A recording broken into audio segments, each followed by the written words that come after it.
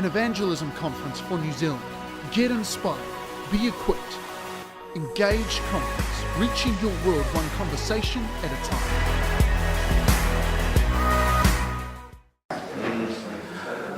Well, welcome guys.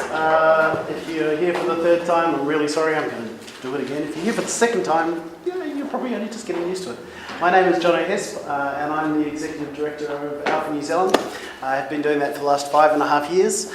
Before that, I worked for a local church as their ministry coordinator down in Wellington called Plymouth Presbyterian. It's also known as St Barnabas, or also known as the church across the way from New World. That's our more commonly known way of being identified. I have worked for a number of volunteer organisations throughout my lifetime. I've worked for Circle Saving New Zealand, I've worked for churches all over the place, I've worked for charity groups like what I'm doing now with Alpha New Zealand. And one of the things that I found in most cases is that they're working with volunteers. And in a lot of cases it's been done not fabulously. And so I've tried to pull together all the bits and pieces that I've seen from my experience and from other people's experiences along the way. And if you're looking for a book to read on this, or actually some web resources to access, there's a wonderful man named Thomas McKee, who's been working with volunteers for, I'd say probably 40 or 50 years, and he's written some brilliant stuff. He's got a really good blog. Thomas wrote with his son Jonathan, who's one of those youth leaders that I would love to be. He's an amazing man himself, and the book is called The New Breed, and they just brought out version 2 of it, and it's fantastic. I would highly recommend it as if you're looking at how you can recruit and manage and motivate volunteers.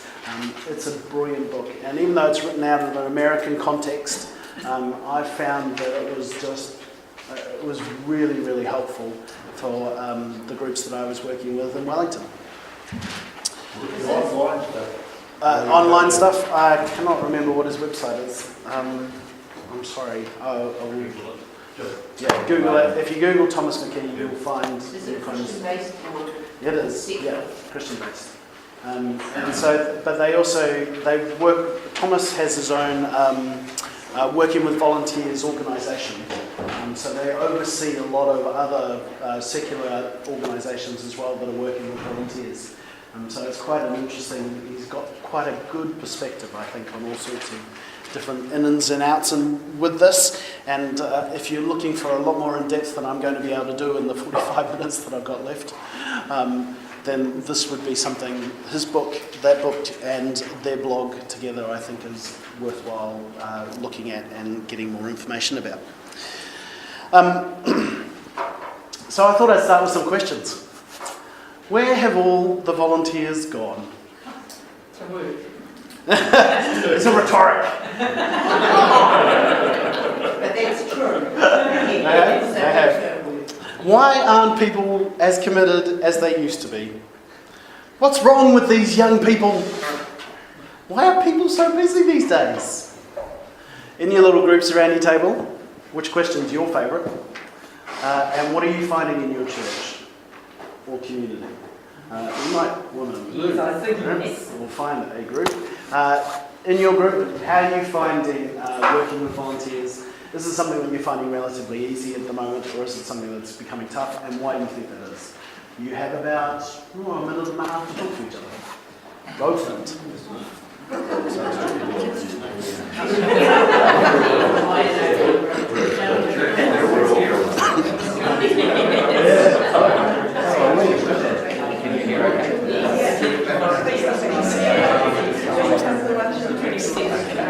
Oh, you're right. No, you're right.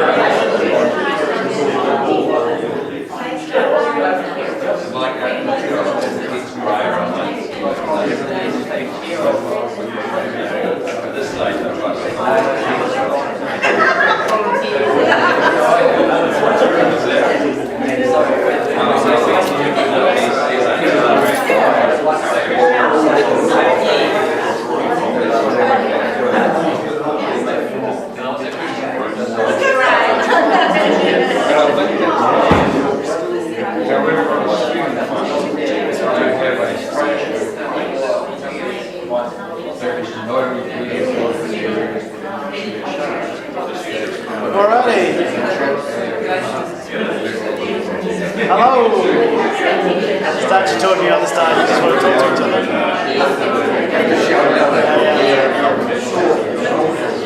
So at times I found myself asking these questions as well.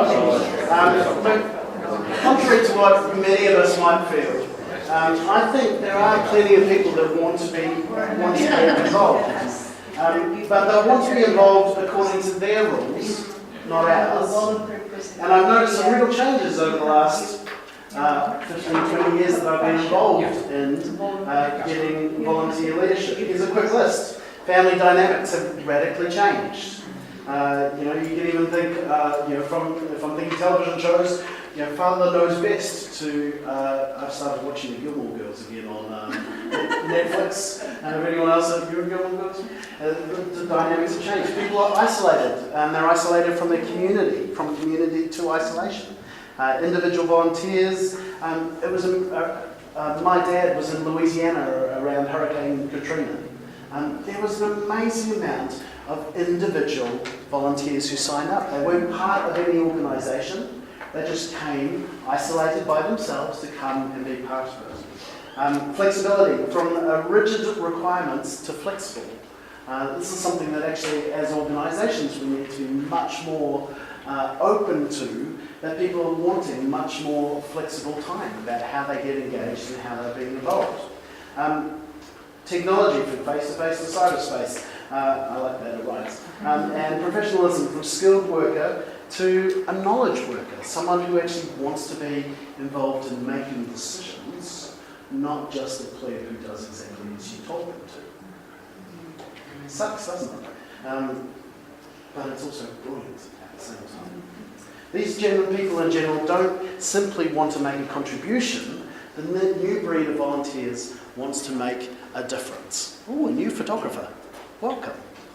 I've had the other one for the last couple of times. Seems like a lot I know to take in, and it all impacts on our approach to the new breed of volunteers. And as you might be already asking yourself, how do you manage these kind of volunteers? Well, before we get to management, we better actually make sure that you've got some volunteers. So I'm going to talk about recruitment first. And quite often, I think, when we come to recruitment, sometimes we feel like we're used car salespeople. That we're sometimes having to flog a dead horse or an old car to actually make something, to wrap it up. To, it's only $3,000 and it's only got 300,000 kilometres on it. It's an amazing deal! But actually that's not what people are wanting. And one of the questions that I love, my background has been sales for many years. They use this question: what do I have to do to get you driving home in this beautiful car tonight? And it's a trick, actually. It's a play on people's emotions. It's called overcoming the objection. So it's basically find out why they would not be involved and then overcome that. But we don't have to be like that when we're thinking about recruiting volunteers. I think that we need to adopt an approach that is much more like dating. The first date. The effective volunteer recruiter recognises that getting someone to volunteer is like the dating process. The goal is to get to know each other before you pop the question. This means that you can't rush the dating process. And when you find a potential volunteer, ask them on a first date. Give them a chance to dialogue a little and take a peek at some of the most exciting aspects of your organisation or ministry. This date might be a tour of your facility, an opportunity to experience getting their hands dirty for your cause, or maybe lunch and you sharing your heart for what you do. Regardless of what the date looks like, the prospective volunteer gets a taste of what you do. When I was at Plymouth Presbyterian, I was in charge of Sunday school. It was a very interesting experience for me. I inherited basically no team, a couple of teenagers, and a congregation that did not want to be involved in any way, shape or form. Sound familiar? There were 200 of them in the congregation. I still couldn't find particularly too many that wanted to be engaged. I found that actually, as I went into this dating process with people and started thinking in this way, I showed them the exciting things that were going on. And I asked for a very short-term commitment initially, as we got to know each other and as we moved along. So for me, that was 5 weeks, which was around about half term. And it gave us a real chance to get to know each other, for the kids to get to know them, and for them to be committed to what we were doing. In essence, we were doing baby steps. And I would wait for those moments where they were having fun with the kids, and I would ask a very silly question. Are you having fun? And because they were having fun with the kids, they would answer yes. And it affirmed something in them, I think, as well. What I then do is set up a follow-up, a date to continue our conversation. And so, the second date.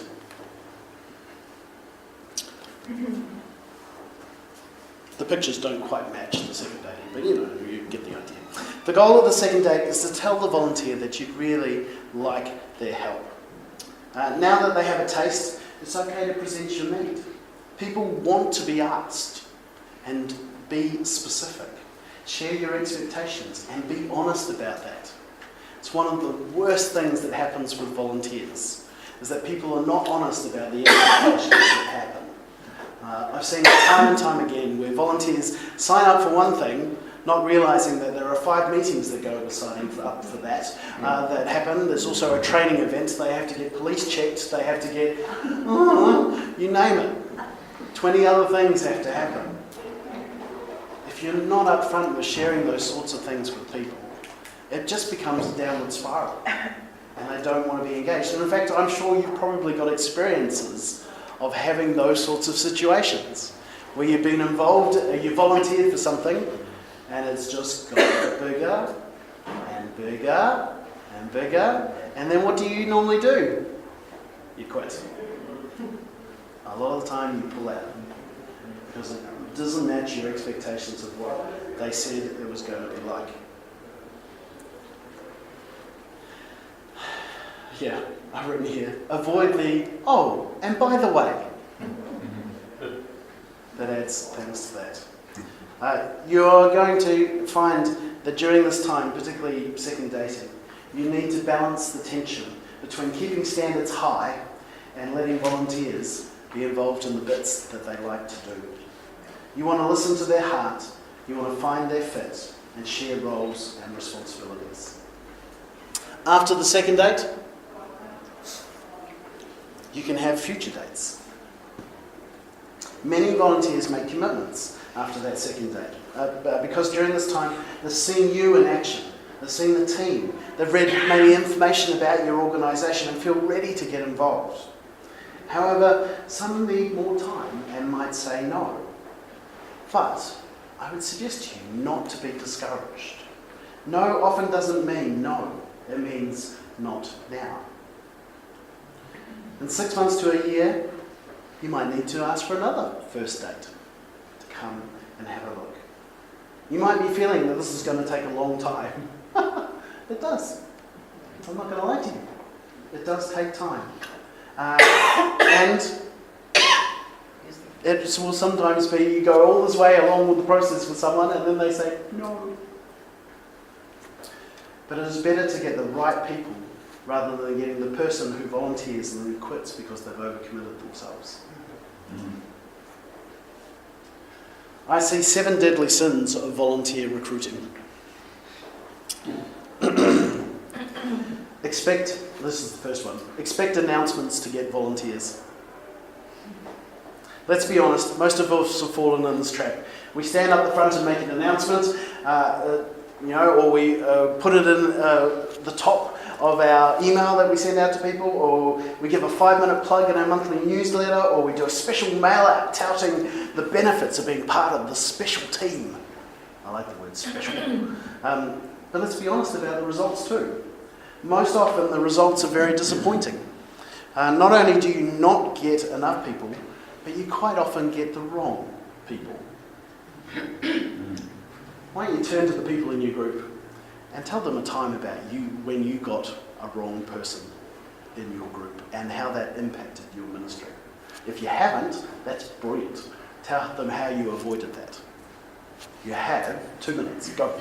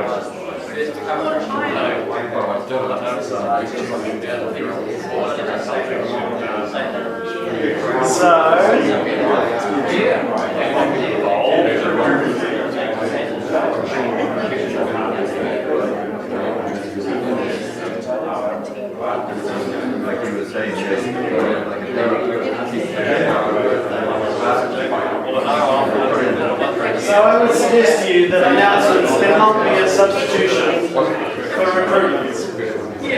That actually, that moment of actually going and asking someone if they'd like to be involved is such a better step than standing at the front making an announcement expecting that you'll get the right people. I don't know about you, but I love to be asked. I'm currently involved in my children's program at my church. I'm fairly sporadic, I must admit. My wife's much more regular there than I am. But it is one of those things that we got asked to be involved. And for us, that step of being asked was massively important. When we saw the announcement fly up on the screen, we went, oh yeah, should get some people, I'm sure that won't be a problem. That was exactly my thought in my head. When she actually came to us and said, hey look, you've got experience with doing this sort of stuff. Would you be interested in being involved in our team? This is the sort of level of commitment we're looking for, this da-da-da-da-da. We actually decided that, yeah, we'd love to be involved. And that thing of making announcements and thinking that you're going to get the right person or right people is unlikely. It does happen, but I think it's unlikely. You're much more going to be able, you're going to get better results, I believe, if you shoulder tap and you talk to specific people. Does that make sense? Many people will never volunteer. It's one of the things that I've noticed. But when you ask them something, your name is all over this, why didn't you volunteer? They'll go, well, why didn't you ask me? You're like, but I stood at the front and asked everybody. Well, that's not asking me. And a lot of people love that personal touch. So second deadly sin, go it alone. I would highly recommend to you that you get a team of volunteer recruiters. That might just be the people that are on your team already. Because if they're excited about what they're doing and engaged with what they're doing, they're going to be rubbing shoulders with potentially a different part of the congregation, a different community, and they're going to be part of your volunteer recruitment as well. Third deadly sin, recruit only volunteers who make long-term commitments. I've actually found that sometimes short-term stuff is actually really quite good. We actually carried on the 5-week schedule with our Sunday school, and it worked brilliantly. We had things where we ran a Carols by the Beach event in Wellington, and the first year we did it, we had 200 people turn up from the community. The next year we had 1,000 people turn up. The year after that we had 2,500 people turn up. I think last year they had something like 4,000 people turn up. It's an amazing event, and it all started out of one person's little idea of distracted easily.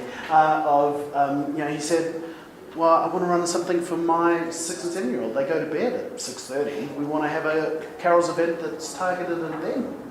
I was like, okay, that's cool, let's start. That team changed every single year that was engaged with them being involved with it. And we just asked for commitments between certain periods of time for certain groups of people. We would go and we would shoulder tap people. And in the end, we also ended up talking to people in other churches and shoulder tapping them to come and be part of our team. We also talked to our community groups. So we had a maybe music group, we had a mums and bubs group, and we targeted people within those groups and specifically asked them, as non-Christians, if they'd like to come and be part of our very Christian Carols by the Beach event. And it was amazing. A lot of them said yes, because we had specifically asked them, and they made short-term commitments to being involved. What am I up to? 4? 1, 2, 3, 4. 4. Assume that no means never. Quite often we see that someone will say, no, not right at this moment, but you ask them next term and they'll be in. Or they ask them in a year's time and they'll be in. One of the other deadly sins that I've seen is ask busy people to do busy work. The ones that normally volunteer. Yes, they are. But sometimes we need to actually look at those people, and if we can actually give them something that helps, they can see makes a difference to what we're doing, then actually they'll engage a lot more than actually if we just give them, could you do the paperwork? Could you do the admin? Could you do the... What part of my job at Plymouth Presbyterian was that I oversaw a huge range of ministries. And one of the things that I tried to take away from them was the admin stuff, so that actually they could be in the job of let's make a difference in these people's lives that they're interacting with, and not have to worry so much about admin. Now I hate admin, but I saw that as the way that I could release people, release the volunteers, me being in a paid position, to actually do some of the amazing things that they wanted to do. My wife just asked, you're home after dinner, aren't you? Yes, I am. But I'm not saying that I should also be careful here and say that busy people can do busy work. It's not something that you just completely, but I would say they also need an and in there as well, if that makes sense. They need a, how do I make a difference element in there as well. So when you say busy people, do you mean Yep. sort of high functioning? Yep, I do. High capacity? High capacity, maybe that's a good word. Yeah, I do. Also depends on the size of your congregation. It does. If you've got a congregation of 150, 200, 300, whatever, that's fine. If you've got a congregation of those 50, dynamics are quite different. They are. And my first suggestion to you, if you're a congregation of 50, is I would say to you, pick one thing and do one thing well, and look for volunteers in that particular thing. Because one of the things that we've noticed with churches around the country, particularly when they're small, is that they're still trying to do 5 or 6 different things, and then their volunteers get completely stretched, and usually don't want to be involved. Whereas the churches that we see sort of grow out of that, they've usually had a high amount of focus. They've picked one thing to do really well, and they've really worked at that. So that would be, that's a complete aside to what we're talking about today. The law of averages, the churches should have a lot more volunteers because they have a lot more volunteers. They should. They should. So sin 7, hire professionals who know nothing about volunteer management. And I see this committed by churches all over the place. And in quite often cases, are there any pastors in the room? Many pastors are not particularly skilled at volunteer management. Sorry. It's not something that I think they get trained in a theological college. Did you get trained in volunteer management? A little bit? Did you do? A little. I think it's something that we all have to learn and grow into, for sure. But actually, if you're looking to hire someone to be engaged in doing sort of oversight of ministries and things like that, and they're working with hundreds of volunteers or even 50 volunteers, actually having someone who's got experience in that will make it an amazing difference. It's something that I know is a little bit tricky in smaller churches, but it's something that I would be very conscious of. I think that organisations that rely on volunteers need to hire volunteer managers for their volunteer management positions. It's not something that necessarily goes down particularly well, but it's something that I think that we need to think about. So to counter my 7 deadly sins, I have 7 skills. First, ask personally rather than rely on announcements. Secondly, develop strategic recruiting partnerships. So that's working in that. Recruit short-term project teams. Assume that no means not now or not this position. Where am I up to? 5. Develop roles and responsibilities for each position. And I heard someone here talking about that before as well. Recruit specific people for specific roles and hire true volunteer managers. Does that make sense? I should also say, I've left my card on the table so you can email me if you want to get my notes. Okay? So if you don't want to write anything more down, feel free just to email me and say, hey, was in your volunteers work? Can you send me your notes? I'll send you all my notes. You can even have the PowerPoints as well. No problems at all. Is it a prezi? It is a prezi, yes. Does that make sense? Am I barking up the wrong tree, or has this been your experience as well with recruiting volunteers? Does it feel like it's resonating? Or do you just feel like you're coming to the end of the conference and you'd really like to sleep? No? Okay, good. Quick question for you. Yeah, of course. Hiring volunteer coordinators. Yeah. There's something in OM we're actually looking at very specifically. That's Yeah. great timing Yeah. for us. But is there a pool of these sort of people available? What's been your experience of being able to bring people on board that are truly good at this? It makes an amazing difference if you get the right person from a volunteer management perspective. Oh, that's what I'm looking for, but yeah. the question is So more about whether what they're I available. tend to ask them about is what teams have they been involved in, particularly volunteer teams. Tell me about that experience. Can you then give me references to some of your team members so I can talk to them about how they felt being part of that team? What was your approach to being involved in those sorts of things? And really, when you're looking for, again, it's like any job interview. You're looking for someone who's really passionate about working with people and understands that volunteers have a very short time span to be involved with. The pool of people you're talking about looking for, are they people who've got degrees or jobs or Christians, just in general? Christians. I love the way you threw that in at the end. That was awesome. I haven't seen too many great degrees or people with great degrees around this. I've tend to found people that have actually grown into it more than they've actually done some degree at university and gone, right, I know how to do volunteer management. I've found that most people tend to start off in youth ministry and develop a team, and then sort of move on in that sort of process. But you're looking for people that have been quite engaged with getting volunteers engaged, and their teams have been passionate and excited about being involved. Does that make sense? I remember the leader who led Mainly Music for us at Plymouth Presbyterian. She was so passionate about Mainly Music. The team just wanted to be there. And she ran that team so, they just loved to be together. They loved to interact with the mums. They knew what their purpose was.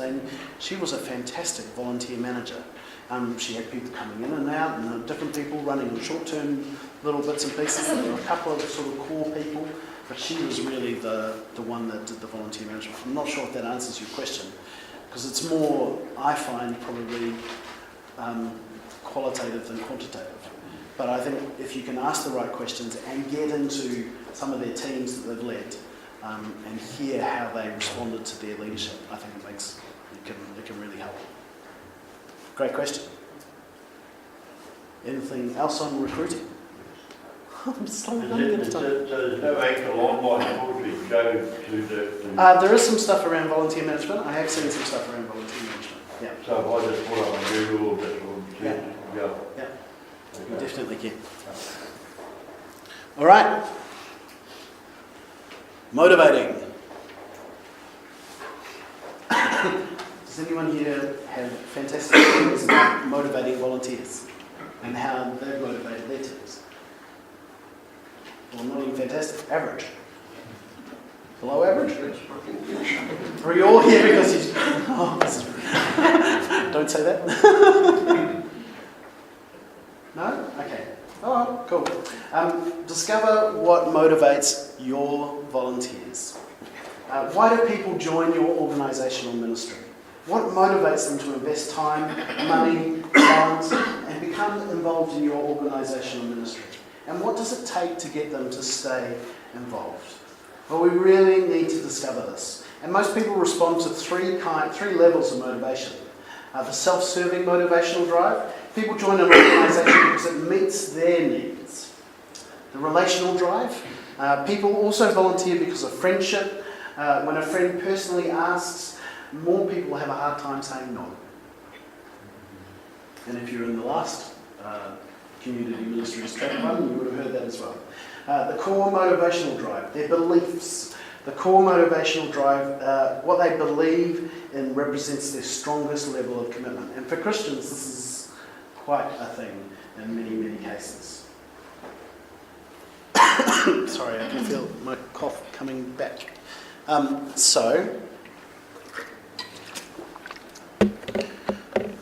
What I'd love you to do is there's 1, 2, 3, 4, 5, 6, 7, 8, 9, 10 different things there on the board. Turn in your group and quickly tell them what's your thing that inspires you to stay involved. So we have availability, huddles, that's where people gathering together, and being inspired at the start of the talk, like before a sports game or something like that.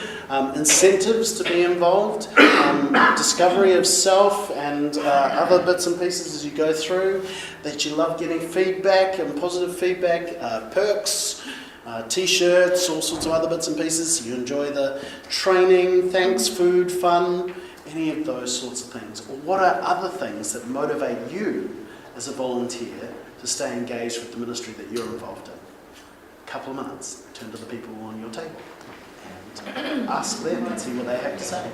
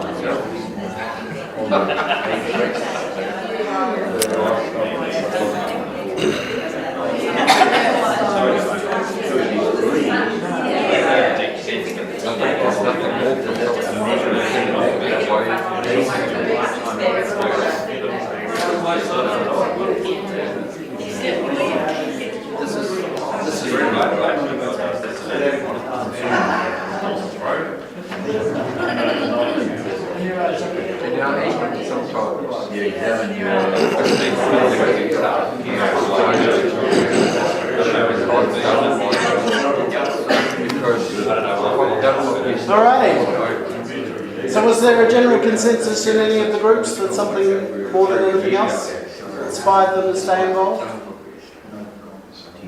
We had variety. Passion? Cool. Yeah, so that plays into that belief. Results? Yeah.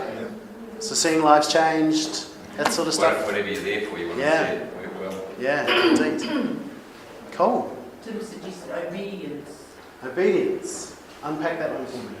Well, I think I volunteer stuff because I feel that God's asked me to share my faith, share His story, so I'm responding to that. Cool. Awesome. Fantastic. We decided our love of the Lord. Yeah. Yeah. It's quite interesting, isn't it? These things that I've got on here, I feel like they're side issues for a lot of Christians. But for people in our congregations, sometimes these are things that play into it. That they love these little bits and pieces, these extra bits that just keep people a little bit more engaged. For me, probably one of the big ones is the feedback. That people actually want to hear if what they've worked on has been helpful. I mean, I love, I'm probably, if I think about it, one of my love languages is probably encouraging words. It's probably high up there. But I think actually a lot of people still find encouraging words to be an amazing way of feeling like they've done well, feeling like what they've done has made a difference. There was a guy, head of, was it HP or Hewlett Packard, who used to write handwritten notes to his staff just to say thank you for the work that they were doing. He wrote thousands and thousands of these things, and people would have them framed. They became that special to them, and he would handwrite them, and it was just amazing to see. That sort of stuff, I think the feedback makes a big difference. The other one that I've seen probably make another impact on people, perks, training, it's just a simple thank you. I got the pleasure of working at Alpha in the UK at Holy Trinity Brompton. We had 700 people coming to Alpha on a Tuesday night and 300 people coming on a Wednesday night and 25 people coming on a Wednesday morning. And I was in charge of organising all of those different courses. But probably the most fun thing I did was the thank you to our volunteers dinner that we did at the end of every single course. Just to say thank you for the people that turned up and served food. Thank you to the people that did the dishes while everyone else was hiding, having conversations and other bits and pieces. It was such a fun time. And they so appreciated just having this one special thing that was just for them to come for us to say thank you to them for their engagement. Yeah. Who did the dishes? The volunteers.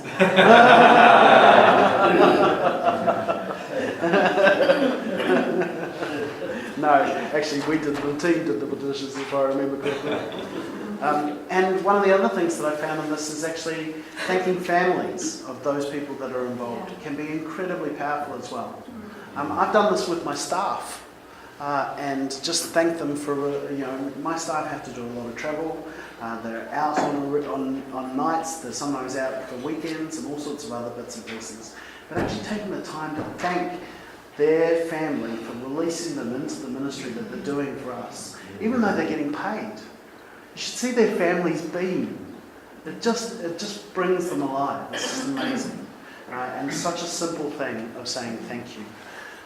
One of the other things that I've seen be very powerful is fun, and actually having fun together outside of what is the norm of what you do as a ministry. We had our team come up from all over the country this year, and we stayed at a retreat house up near in the north of Auckland, and we were driving along, and we went to look at it and noticed that there was a pub close by, and that every Wednesday night they did a pub quiz. And so we booked that in our schedule, thinking this would be something fun to do. They had so much fun, I can't believe it, that I gathered a group of these guys from all over the country that know each other reasonably well and we sat down and went to a pub quiz, and we didn't win. We didn't even come close to winning. I think we actually fought for the wooden spoon, but they had so much fun together in doing that time. The next day just brought a completely different atmosphere to our retreat, and that sort of stuff I think can be immensely powerful as well. The being available is something that I would encourage you, if you're the leader of a group of volunteers, being available to your volunteers and having the time for them to come and interact with you makes a big difference as well. And something that I used to do with my children's ministry and with my youth ministry teams was do a huddle. And basically I would pitch the vision every single week of why we were doing what we were doing and how they were making a difference in what we were doing. And that for me, and that again would inspire them to think around, well, here I am with 5 grotty teenage boys, and do I really want to be here? Well, in that moment of the huddle, they'd know why they were there, and I'd make sure that I'd articulate that to them as well. Cool. I'm going to move on to managing because I've got like 7.5 minutes left, which is exciting. I'll quickly skim through this. One of the best ways that I've seen through doing this is to empower them. Just because volunteers say, yes, your job isn't done. As their manager, you must actually manage all of your, or otherwise all of your recruiting will be in vain when the volunteer quits. We need to empower volunteers to be engaged, and sometimes to be engaged to do it their way. Why do people quit? Well, I quite often find it's simply because of bad volunteer management. Of course, there are 2 sides to that story. The manager's side, volunteers never do the right job. We just want to do the job right. And the volunteers' side, we're tired of continually having to ask permission to make decisions or handle problems. We're not stupid. And they quit. We see this regularly, and quite often the manager will not understand why the volunteer has just decided to leave. So how can you begin depending on your volunteers and having confidence that they will do the job and that it will get done correctly? The answer, I believe, is in making successful passes or hands-off, passing them the ball to make the decision. The new breed of volunteers want to be empowered. They don't just want to rubber stamp your ideas and programs. They want to take responsibility and manage those programs. But they also carry a lot of their own rugby balls, and many times, your priorities are not the same as what your volunteers are. So here are some things that I've found. Oh, I should have clicked earlier. Don't take the football, give it away. Don't take on everyone else's problems, questions, and decisions. When someone approaches you with a problem, you should come back with something like this. Do you have any ideas on how we should handle this problem? And develop a plan of action together. Hand it back to them with, I want you to think of several possible ways that we could solve this problem, and let's talk later in the week. When is a good time for us to talk? And actually hand the stuff back to them. It's something that I've actually found quite effective with managing paid staff as well. I'll put that out there, now that all my paid staff have gone and got on planes and left again. Label each handoff as either delegation or empowerment. So quite often you'll have people that are what I would say at level 1, which would be talk to me first and then determine the next move, and that's delegation level. Level 2, make the next move and then tell me about it, which is really the empowerment level. You can sum it up in one question. Do I have to ask whoever's above me? That's what the volunteers should be asking themselves. And as they start off with you in the ministry, usually they start at level 1.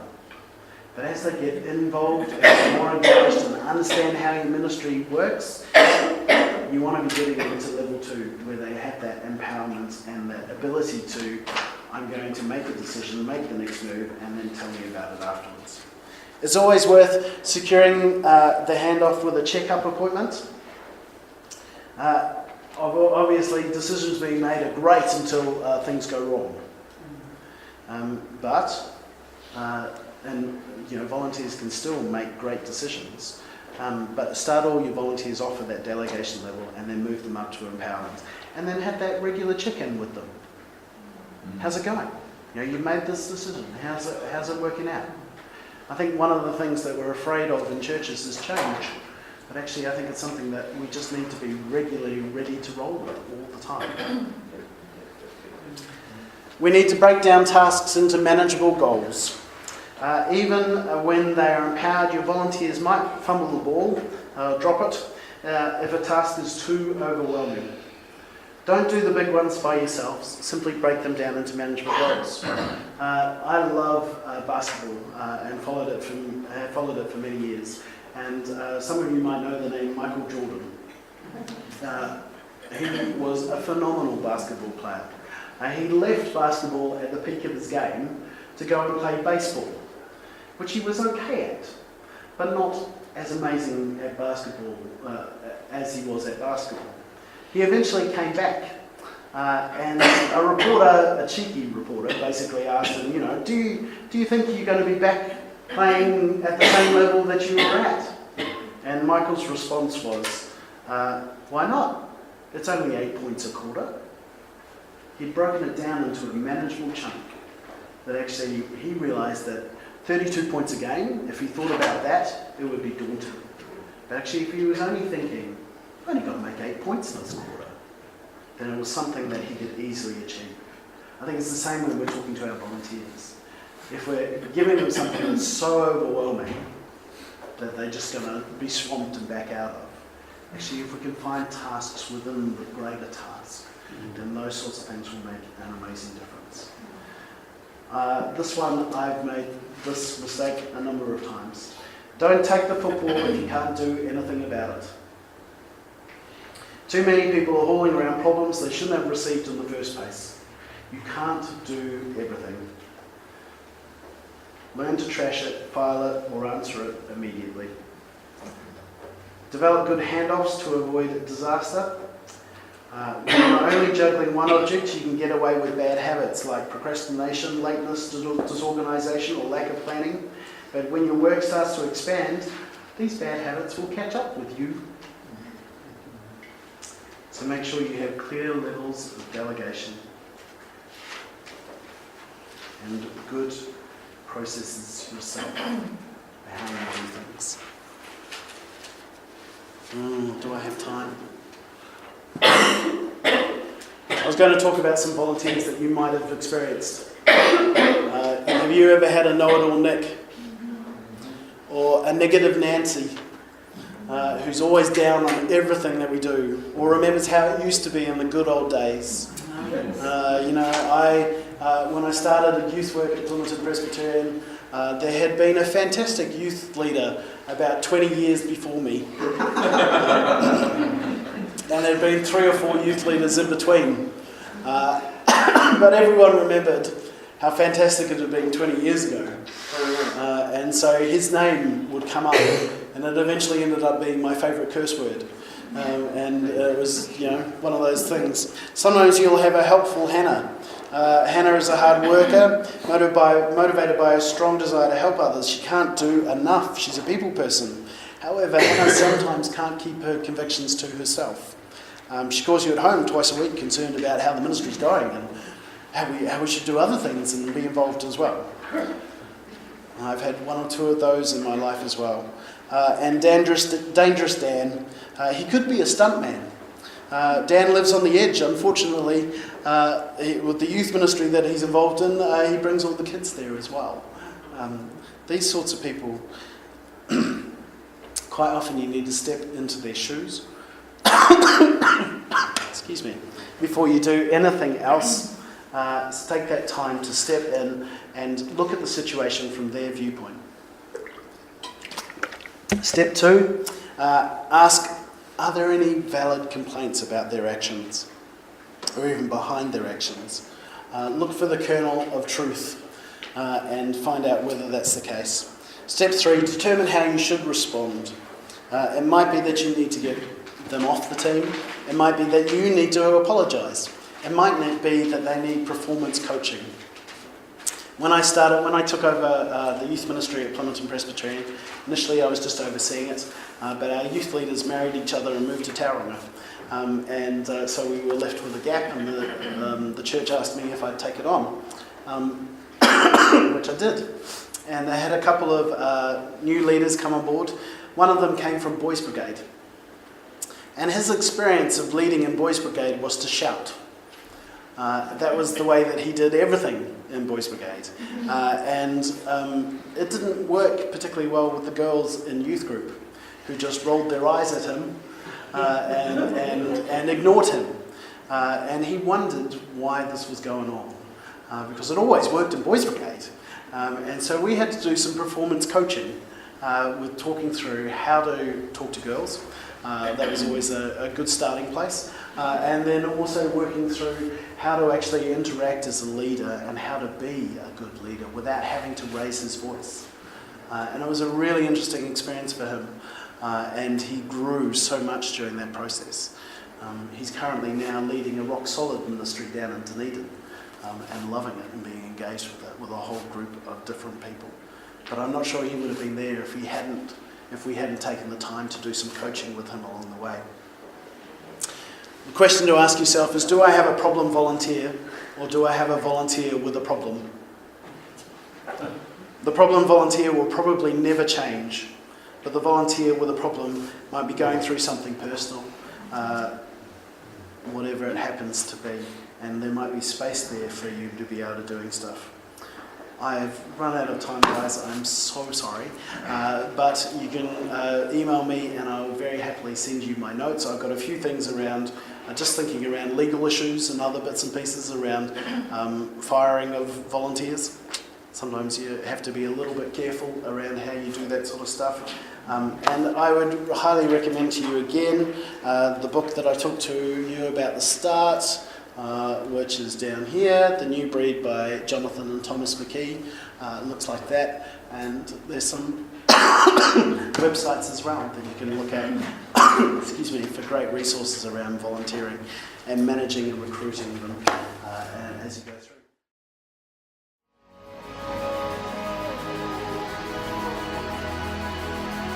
An evangelism conference for New Zealand. Get inspired, be equipped. Engage conference, reaching your world one conversation at a time.